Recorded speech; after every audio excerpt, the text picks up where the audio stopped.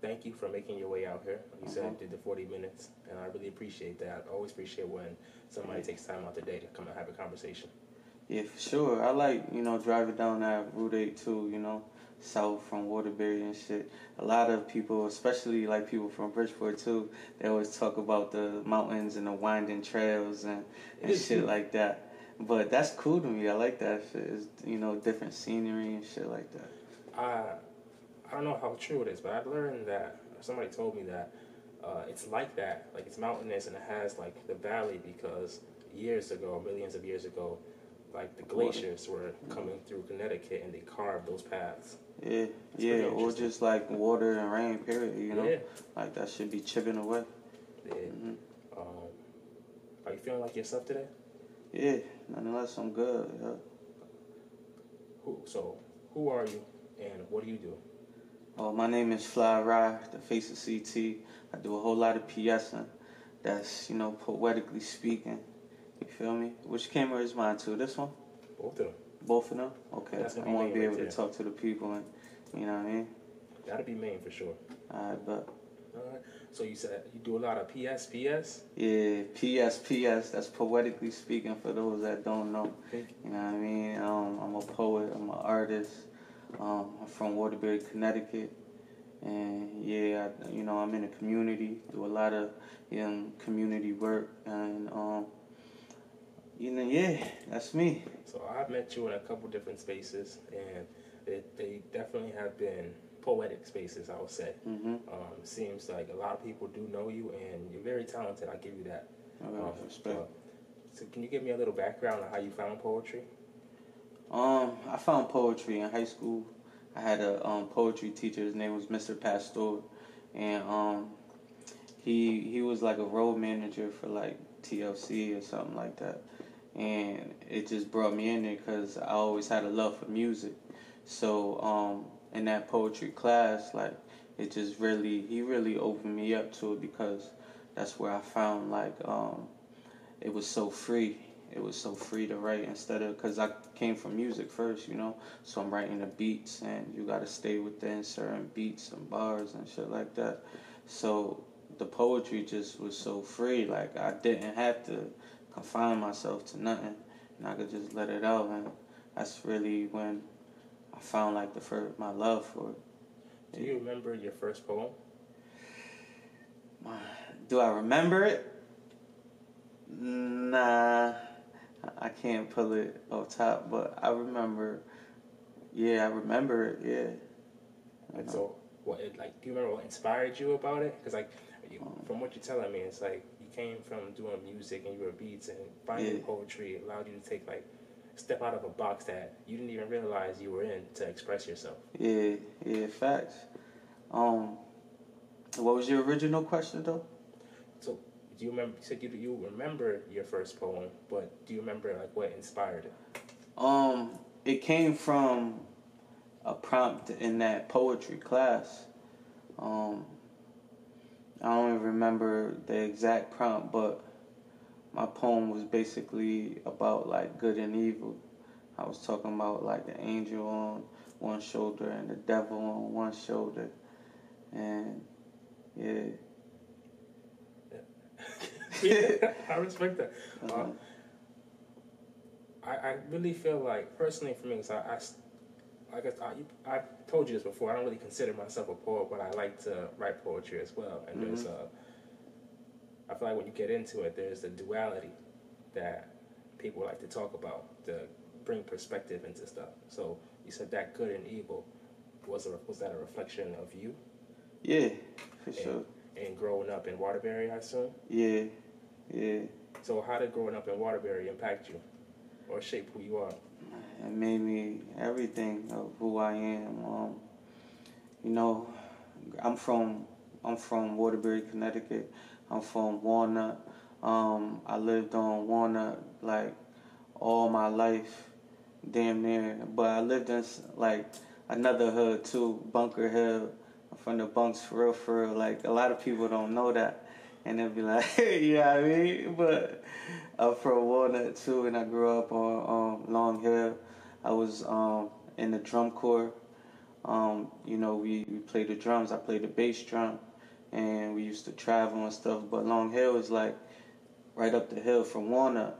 So like back in the day, like when I was young, my parents like wouldn't really let me just go outside because there's too much happening on the block. There's too much like it wasn't safe like that. They didn't want me to be out there, so they liked that I was in the drum corps on the hill.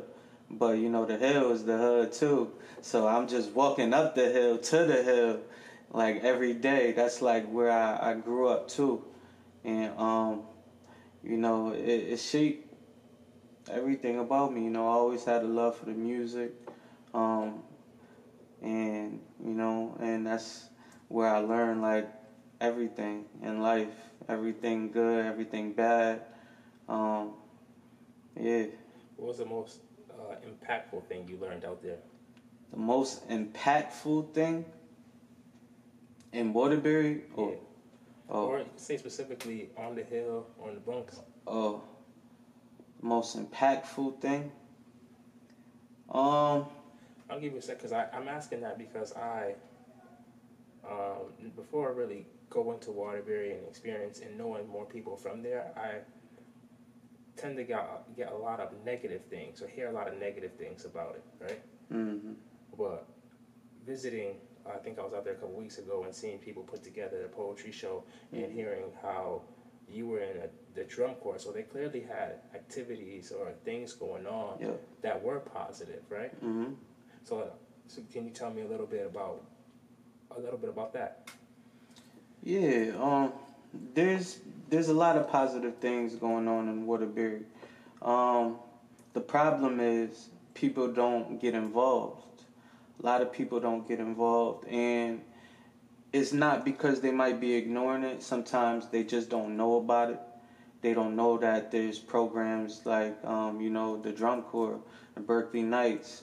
They don't know that there's mm, different things than a PAL. You feel me? Because like that's typically what a lot of people go to. What's the PAL?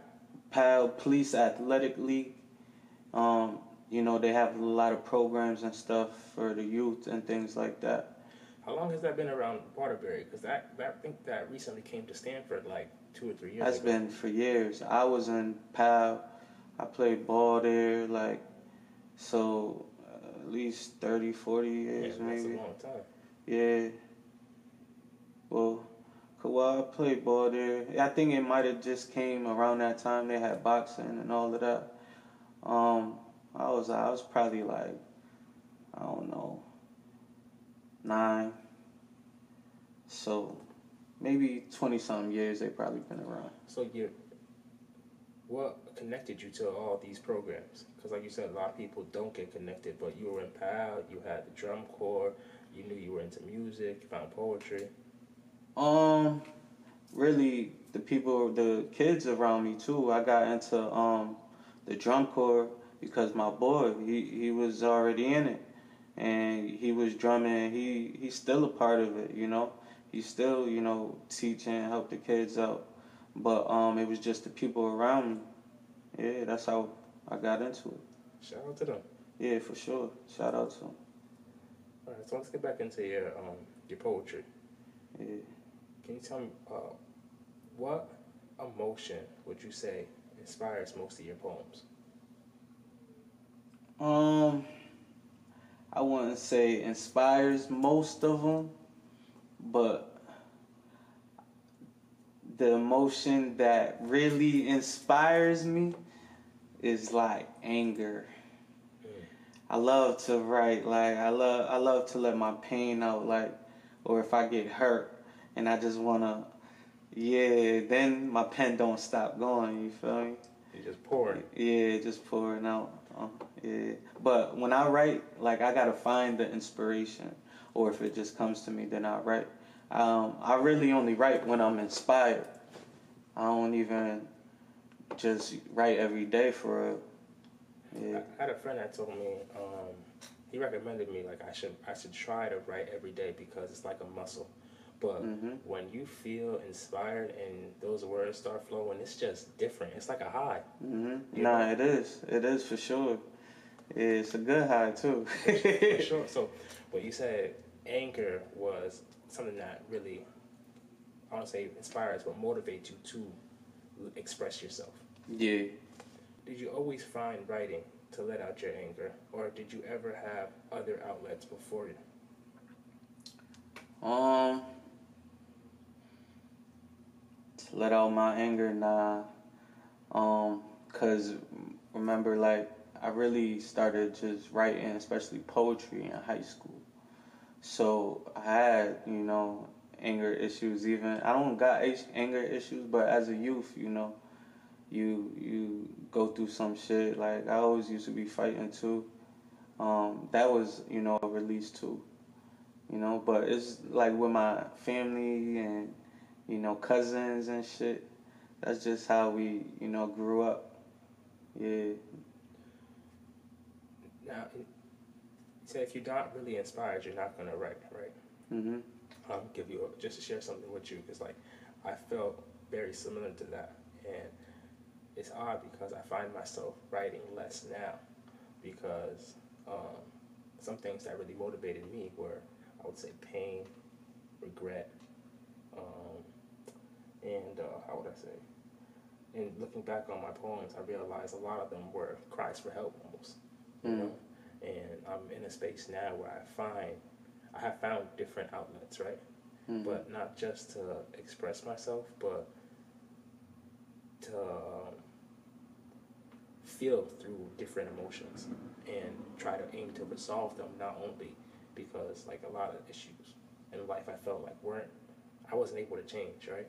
I felt like that, Mhm. and I felt frustrated, and I found different ways to express that in poetry.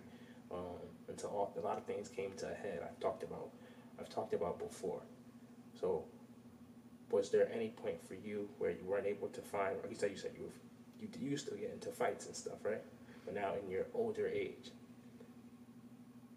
what happens when time passes and part of you wants to write, but you don't have that inspiration, or you don't have that anger or emotion that is heightened to. Um, I wait for it, or I'll try to, I'll try to write. I try to get some, or I'll search for the inspiration. When I don't got inspiration, I go looking for it. Sometimes it's just something you just come across, and then it'll click. Like, oh shit, that'd be fire if I could, talk about this or talk about that. I would say though, like I don't really write too much off of emotions. I write. I have a direction already where I'm going. I got a topic, I got an idea, I got a twist to it, whatever, and I'm gonna execute that. You feel me? Cause yeah, I feel like when you write with emotions, you're free writing, nonetheless, unless you have a topic or something. But free writing is very, you use a lot of emotions in that, and I don't do that too much. I don't do that too much. I have an idea already or a direction that I'm going to talk about and I'm going to write about it. Or if I don't have it, I'm going to find it. I'm going to find some inspiration. Or sometimes it just takes you just to be in a different environment. It feels like you could just feel the environment and feel like, damn, this is inspiring. You feel me?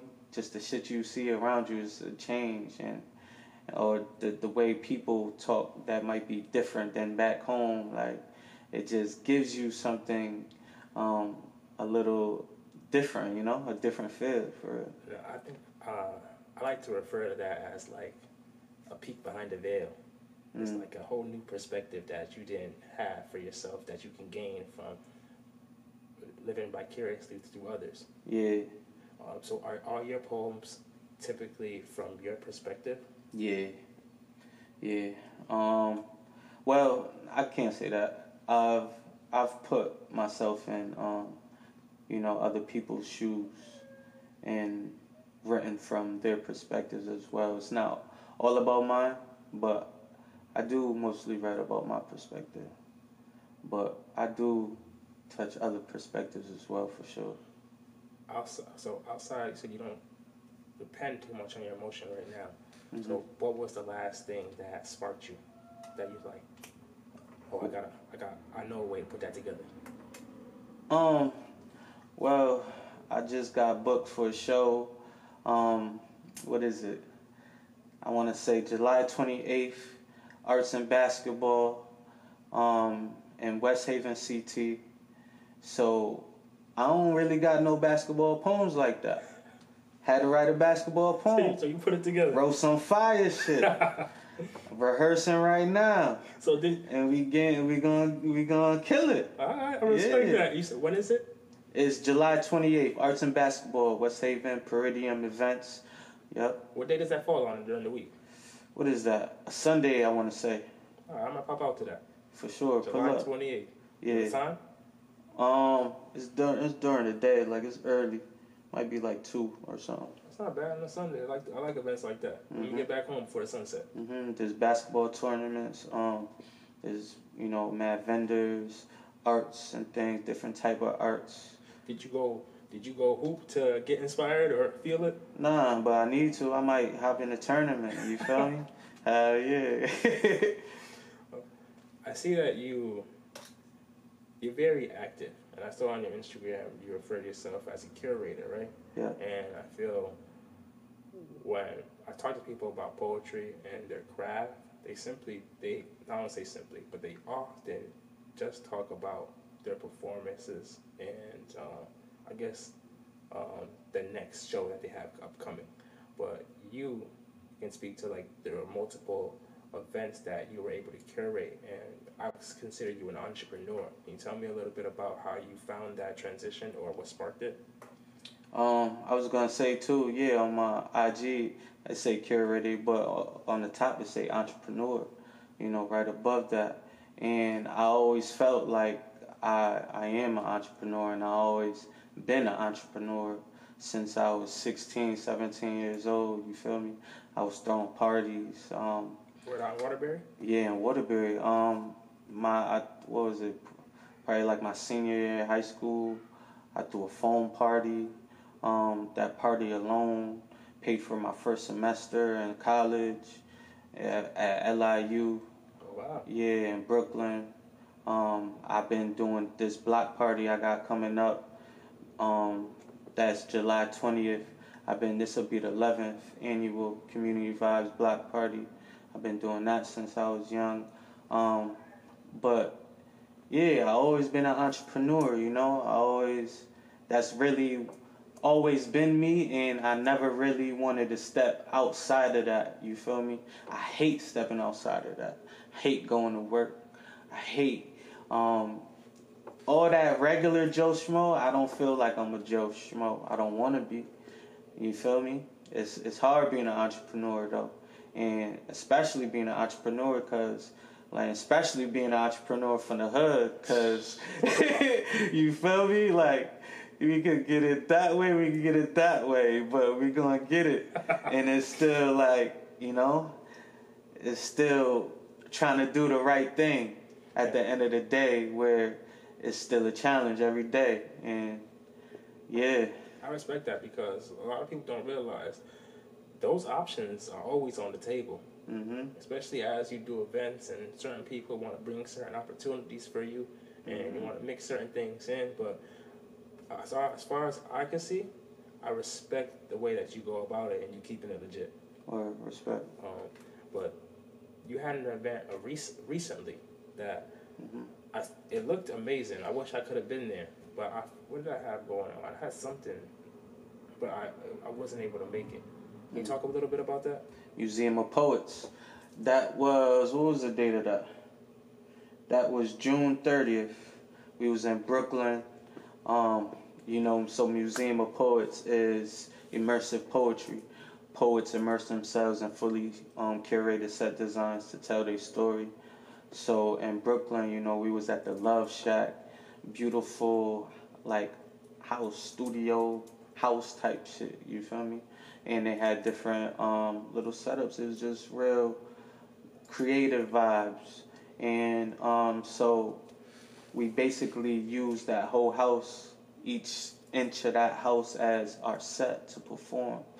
Um, so Museum of Poets, I like to think of it like as pop-up poetry in a way, you feel me?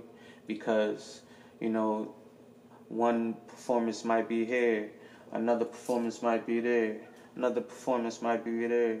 The crowd travels with the performance, you feel me?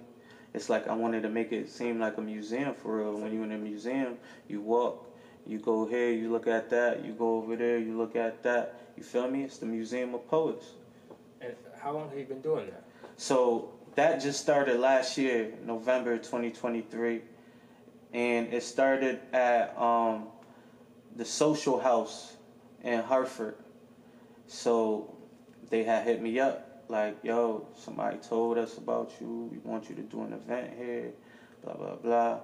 I'm like, all right, I'm gonna think about this thing, you know, what I could do there, whatever, I'm gonna get back to you. And then, you know, sat there, thought about it, bun some herb, cut the meds, you feel me? And then it just came to me, like Museum of Poets, and they got all the sets already set up, you feel me? It's like a selfie museum. The Social House is a selfie museum. So they had different sets. Set. And I'm just thinking, you know, what I do. Like I put poetry shows, so I'm gonna put a poetry show. And I just crafted it. So the sets are pre-made for the shows. Yeah. So was that similar to the one that recently happened? Yeah.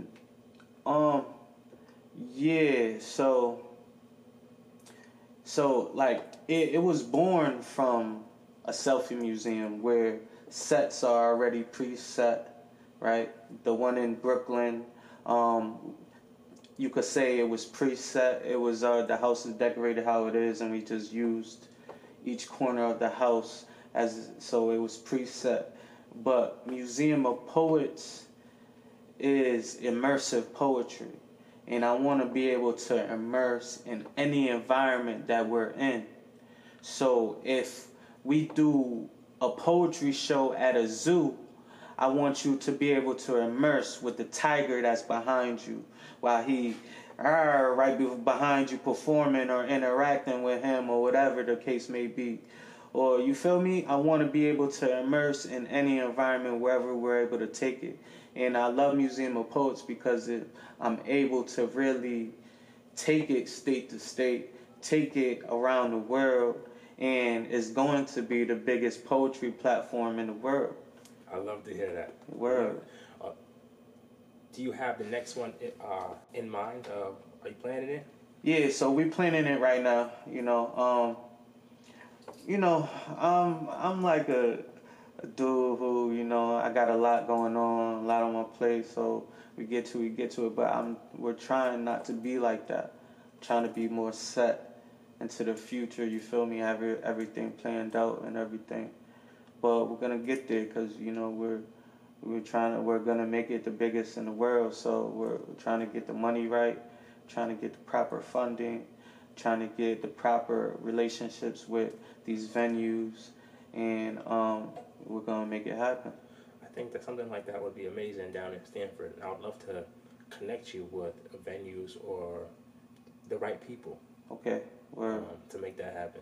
Yeah, that'll be fire. I love Stanford too. Stanford got a little vibe to it.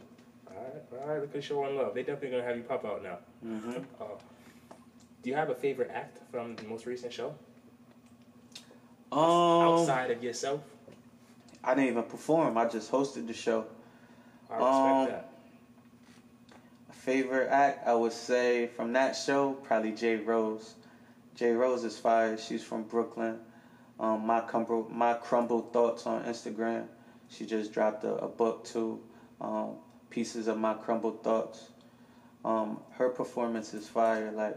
And I seen her perform a couple times, but each time it's like something new that's fired that just hit me, and I'd be like, damn, I'm starting to like her performance more and more.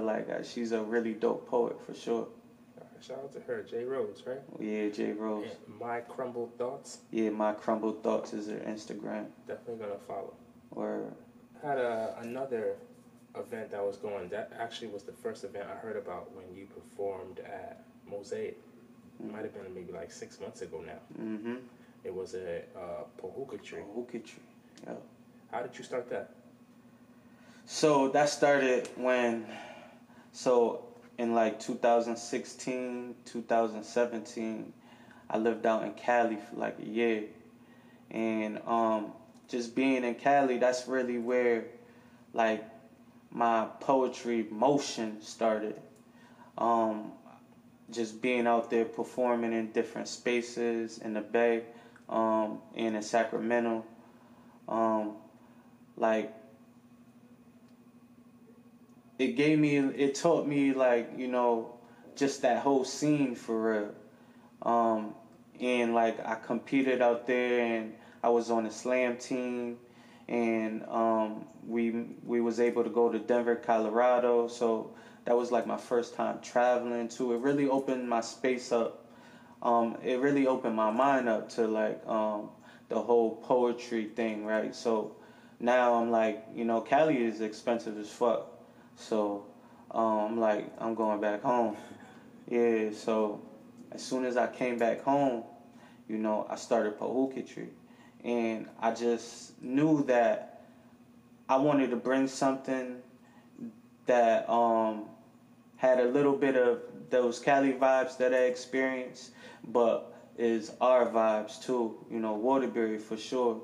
And I was just thinking like, in the club, they always smoking hookah. Like they cannot go without their hookah. Everybody need their hookah. You feel me? So I'm like, how can I mix the poetry with the hookah? And then I said, Pohuka Tree. You feel me? It's a mix of poetry, hookah, and art. Every last Thursday of the month for 5 years, so we had that going. You really been out here working? Yeah, for sure. And I know we talked about a little bit off the air. You said, is Pohuka Tree ongoing or is it just suspended? It's just suspended right now. It's just suspended because I could always bring it back out if I get the right, opportunity, the right vibe come. You could bring Pohuka Tree back. Pohuka Tree was something special for real. Like I done seen so much talent, and it's not just poetry. Now, like, the events I do is just straight, like, poetry. But Pohuka Tree, it was all art, all music, all different types of talent, comedy, all of that. I seen so many artists grow in there. Like, I had people that been rocking with me for years, and I remember when they first started, you feel me, compared to what they doing now. Like, they doing big things, and it's just great to know that Pohuka Tree played a part in that for real. Like, a lot of artists that in Pohuka Tree brought a lot of artists to Waterbury. Had people from all over the East Coast, from Boston, Rhode Island, New Jersey, New York, Philly. Like, I had people come down, you feel me? And not to mention all of Connecticut. The whole Connecticut was in Pohuka Tree. So, yeah, Pohuka Tree is like, it was a real staple. And we're going to bring it back when the time is right. I respect that. Word. It's interesting for me because as we were just talking about, like, the things that shaped you or these programs and the opportunities that you had to expand your mind. And now you were able to curate an event that was a platform for many people. Mm-hmm. And so often, whether it be an escape or an opportunity to grow and become who they really are, and I want to commend that.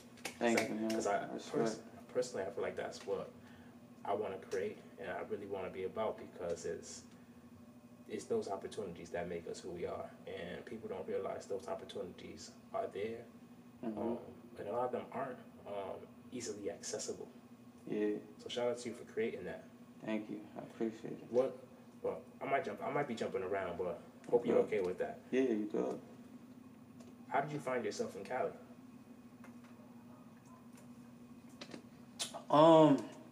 So, I was in a relationship with this girl, and she did me the dirtiest, did me filthy, and after that, I kind of like went through a little, dark time.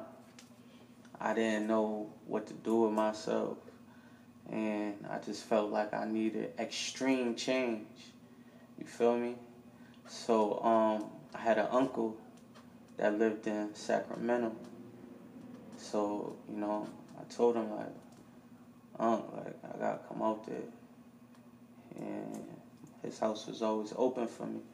So I went out there, and he lived in Sacramento, so I stayed out there with him maybe for like 3 months. Stayed with him, and then I was looking for work at the time, so I found some work, and it happened to be in Oakland. It was working for the registrar of voters. I handled that first Trump election. So I had to move to Oakland, really, and it was a good paying job. That was like my first job where I was getting 20 an hour. At that time, that was something to me. So I'm like, I gotta go out there. And I just went out there. I was homeless for, I lived in a storage unit.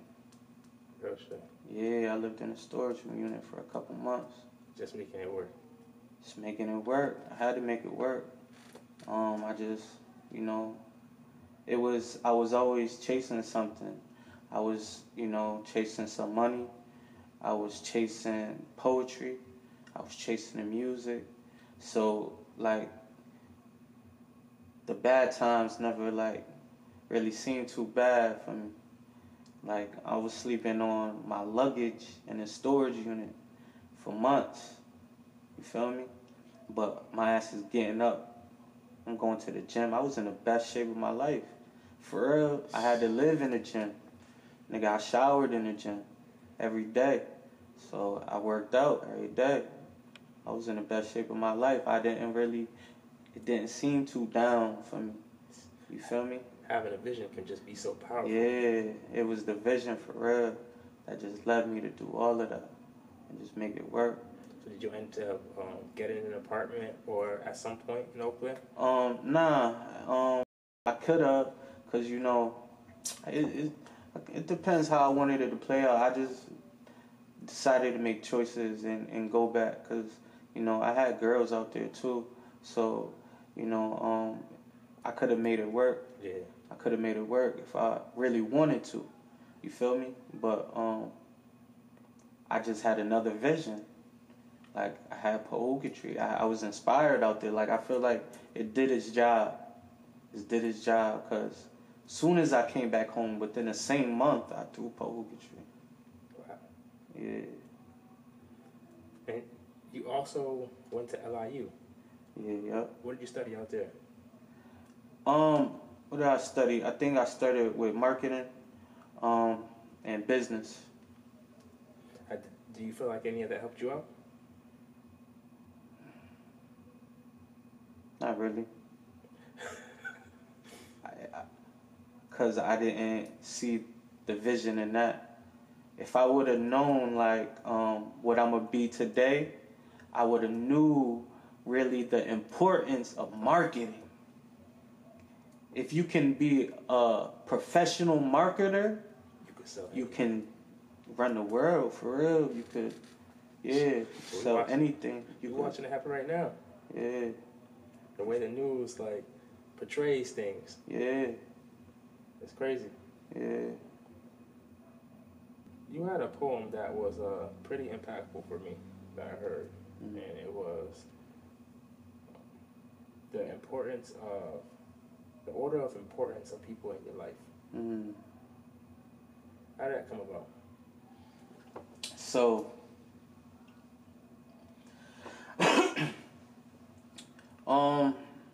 it was like a series of events. Me and my girl was just having a conversation, and we was talking about the order of importance of some people in our life, and then like somehow I stumbled upon this article was talking about, parents really putting their kid first, and how like it was kind of like detrimental in a way.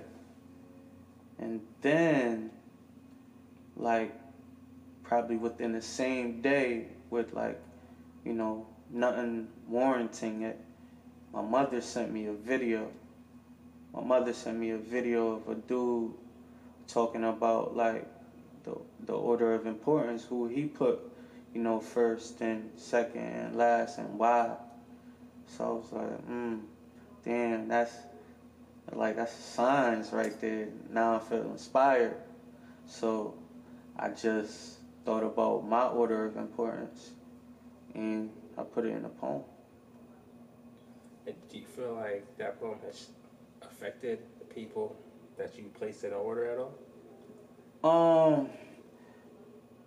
Yeah, it affected my mother, but my mother grew to understand where I'm coming from too, and understand where she kind of, in her words too, went wrong.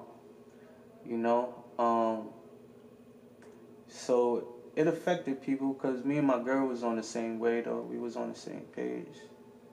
It just makes sense to me, just looking at, my parents' relationship, other people's relationships, and how it's going. Like, it just made sense, I feel like, because I feel like the norm is to put your kids first. You feel me? And I feel like everyone is going to, naturally put their kids first. But the reason why, like, we even had, especially as black people, so many broken homes, and these kids growing up in two households, separate families and shit, is because the parents never put themselves first. So I feel like if we try to do that, like even moving forward, I think we might see, change in the black family. And just so we can state it explicitly for the conversation, what's your order? My order is wifey, kid, mother. Okay. Yeah. I don't have a kid, so I can't speak to that right now. But I respect that. Or you have a child, correct? yeah. How old are they? Well, his name is Poet, and he's 5 months old. Well, congratulations, brother. Thank you. It's fairly recent. Yes. Very Definitely. Very much congrats. How'd you think of the name? It just came to me one day. You know how you be trying to think about names and find names, and one day it just came to me like, oh shit, Poet. I'm gonna name a poet. I'm a poet. Like, I mean, that's a beautiful name, though. Yeah, it is a very beautiful name. A lot of people love it. It's a boy, right? Yep. So, boy or girl, the name was gonna be Poet. And what have been some of the biggest changes for you since having a child? Biggest change,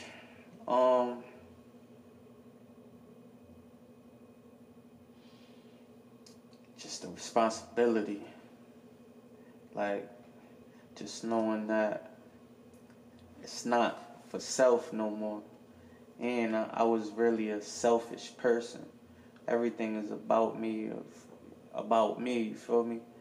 But now knowing that, like, I can't be selfish no more. I have like a whole family I gotta look after for.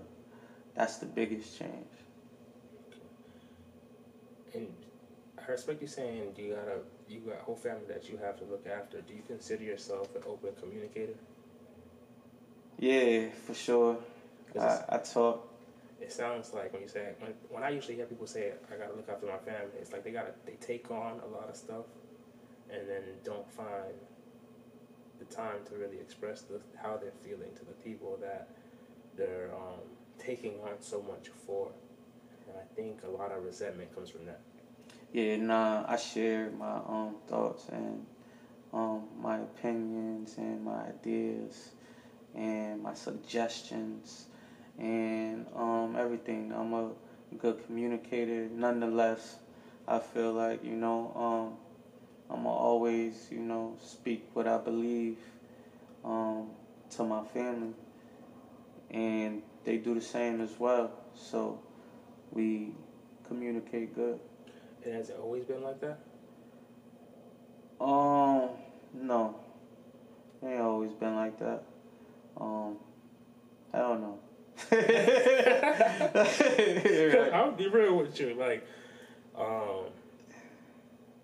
what I'm learning in life is like we grow into adults, right? And then we realize all these things we were taught and raised upon, right? Yeah. And our parents are still our parents, and they are who they were when they raised us, right? Yeah. But now it's like when you realize what you need and how you need to go about things and how you would like to communicate, and those are hurdles I personally run into with my own mother. So how do you, solve those hurdles? Can't lie to you. Sometimes I take breaks. I check in, but like I could definitely communicate with my mom more. But like I don't know what it is, but like she can frustrate me faster than anybody, and I don't know why it is.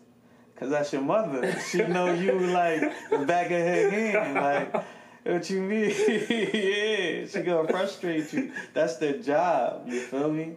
That's what they're going to do. Like, that's the one person who's like always been the authority to us. So as we grow and get big and we become our own authority figures, you feel me? It's hard when they just want to frustrate you. You feel me? So how do you have any advice for that? My advice is this. It's kind of simple. Like, that's your mother. So at the end of the day, it don't even matter. It don't matter like what you really feel or what you really think, or you know what I mean? Because at the end of the day, you gotta respect her.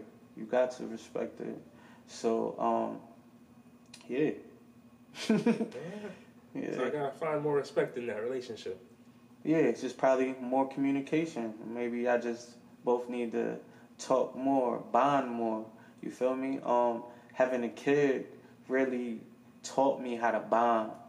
I didn't really even think of the word bond, or like really like think I was bonding or know when I was bonding with somebody or anybody. You feel me? But really bonding is like it's a feeling. It's a real feeling that's like euphoric too. You feel me? So I think if y'all was to bond more, then I think y'all relationship might be better. I respect that. I could definitely be more intentional. Word. That's good. How many poems you end up writing about that girl that ended up having you move to Cali? Oh shit. I didn't write no poems about her. I wrote some songs. Oh. Hell yeah. I wrote mad songs. For sure. We didn't even get into that. So not only are you a poet, like you said, you originally came from music, and that's something that you still do. Yeah, yeah. So I did see that you recently released an EP. No, a full-length project. A full project. Yeah, Pimp, Poet, and Prosper 2. That's my second full-length project. It's out on all streaming platforms right now. I'm gonna definitely check that out. Sure. Do you have a favorite track off it? Not really. It's too many. It's like, that is definitely my best body of work to date that I've put out. You feel me? Everything is just crafted like so beautifully. For real. Like, even the track list. My track list is a poem.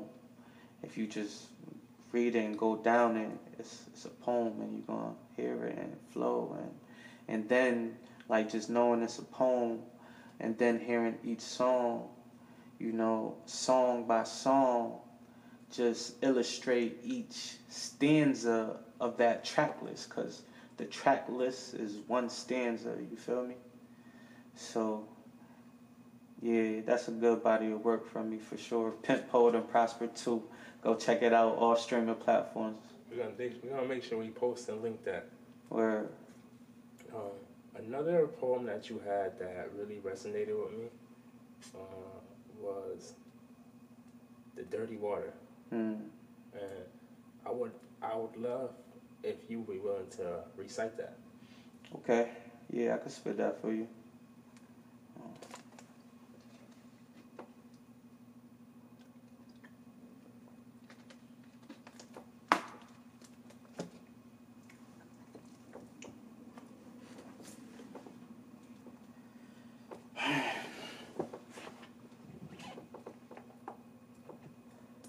My city's known as the Dirty Water. That's Waterbury, Connecticut if you happen to be a foreigner. There's no jobs and no pride. Pure negativity is your neighbor if you reside. Abandoned factories is the result of a corrupted government. Greed feeds the hunger of the white man who's running it. So this translates as a domino effect to the streets. Every man must eat because he too has needs. I once read an article from the governor of the state of Maine. He proclaimed that Waterbury, Connecticut is to blame for the overdoses of his citizens. The nerve of him. Not to be hypocritical, but he's probably right. Because where I'm from, every black and Spanish man has knowledge of bundles. From halves to wholes to bricks to loaves, they know bread. I mean, our streets are the walking dead. And with no jobs, these zombies are our opportunity to be fed. The job description of a drug dealer in Connecticut is like working the first shift as a customer service assistant at any business residence. First shift means up at 6 a.m. Because fiends are up early to purchase the drug of their choice to dismantle the crackling of their voices needed. In this job description, dealers must also transfer calls. Telling customers to call the trap phone because the dial to personal is how you designated a trap phone, a synonym for getting caught. If the Dirty Water had more jobs, these skill sets can be used in a more proficient way. But do I really mean that?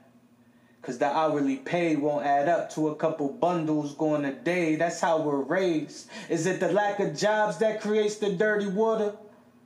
Or the lack of pride that deteriorates the dirty water? Because if we had pride instead of just hanging outside sipping the dirty water by the pint and disposing it to the right, it wouldn't look like the slums. If we were happy to live here and purchase and renovated all these abandoned houses, we might love the fact to say that we live here. But no one likes dirt. And the only time these streets get cleaned is when you're doing community service. The fact that you have to get arrested and see the judge first before you get uplifted and clean your yard first is the reason why our mind and system is above worse. We are backwards. I am from a city that's taught to clap if he claps first. We need to save these applause. For when we get our young men off these streets and into some jobs, that's when I'll clap first. But no one likes dirty. But I love the fact to say that I'm from the dirty water, poetically speaking.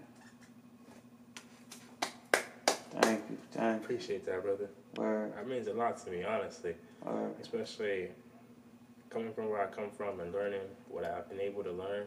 Mm-hmm. And you put it all into perspective. People don't realize the hood is the biggest business in America. Mm. And yeah, for sure. Word. I ain't even think about that. That's it right there. You know? And I really appreciate that. Definitely. Is there anything that I wasn't able to touch on or you want to express or share in this moment? No, not off top. I had a good time, good conversation. Yeah, thanks for, having me here, for sure. Definitely, I appreciate you coming out. Appreciate your vulnerability. And nonetheless, I hope to have you back sometime. Yeah, definitely. I'm around, man. We got these events. Pull up.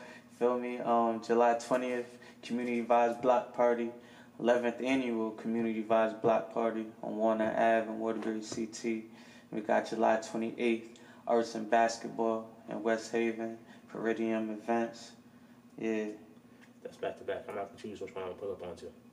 Pull up, man. Whatever you want to pull up to, we here with it. The block party sounds amazing. I'm definitely into stuff like that because that brings the community together. Yeah, they pop out too. Yeah, pull up free jerk chicken all day. Free jerk chicken. All right, it's spicy. Yeah, it got spice to it. You know that. I'm here for that. Is there anything that you need for that event? We need, whatever type of donations, the people could donate. We accept water, soda, juice, school supplies, things like that. You feel me? Definitely. We're going to bring some school supplies out there for you. Word, respect. We need that. Much love to you for that. No doubt. Word. I want to see people. I want to continue seeing people do great things. And if there's anything that I can do to assist that, you got my number, you got my gram, just hit me. Got you, man. And you Ryan, so we're gonna show love. That's a fact. We didn't touch on that, but I appreciate you, brother, for real. All right, bro.